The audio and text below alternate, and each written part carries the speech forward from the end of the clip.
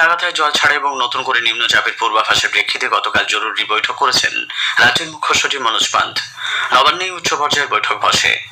বীরভূম, মুর্শিদাবাদ, হুগলি, হাওড়া এবং দক্ষিণ চব্বিশ পরগনা জেলা শাসক ছাড়াও কৃষি, সেচ এবং বিপর্যয় মোকাবিলা দপ্তরের সচিবরাও বৈঠকে উপস্থিত ছিলেন।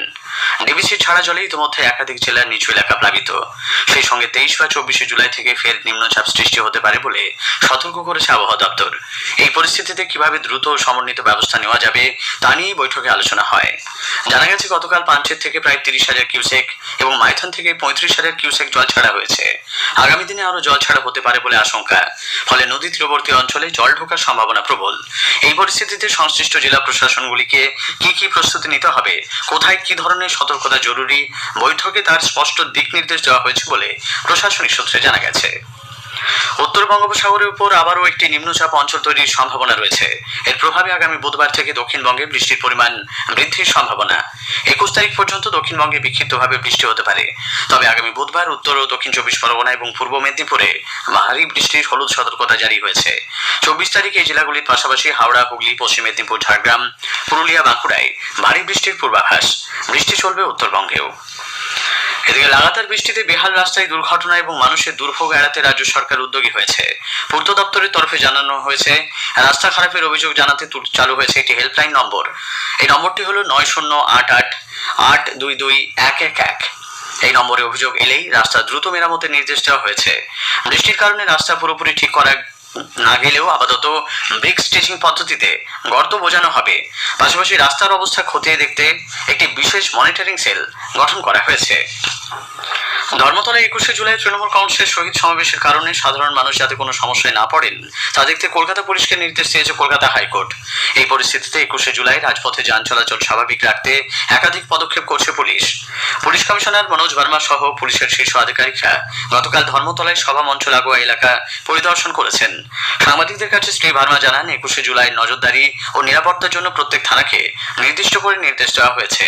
কলকাতায় গাড়ি চলাচল স্বাভাবিক রাখার জন্য যা ব্যবস্থা নেওয়ার তা নেওয়া হচ্ছে।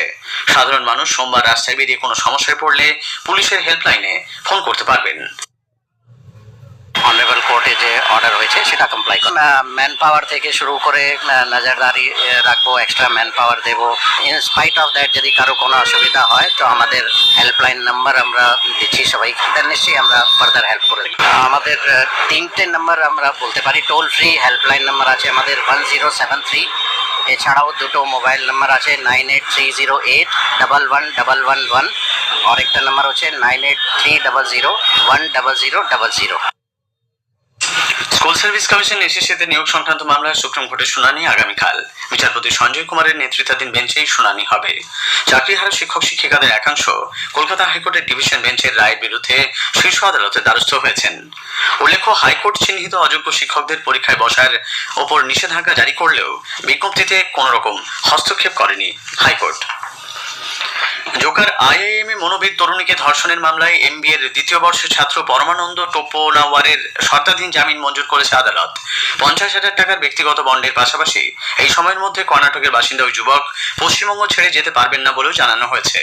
গতকাল তাকে আদালতে তোলা হয়। এদিকে পুলিশ কথিতভাবে নির্যাতিতার গোপন জবানবন্দি এখনো গ্রহণ করতে পারেনি বলে জানা গেছে। মেডিকো লিগাল পরীক্ষাও হয়নি। ট্রেনে কাটা পড়ে হাতের মৃত্যুর ঘটনা কিভাবে রোখা যায় তা নিয়ে গতকাল রেল ও বন দপ্তরের আধিকারিকরা বৈঠক করেছেন।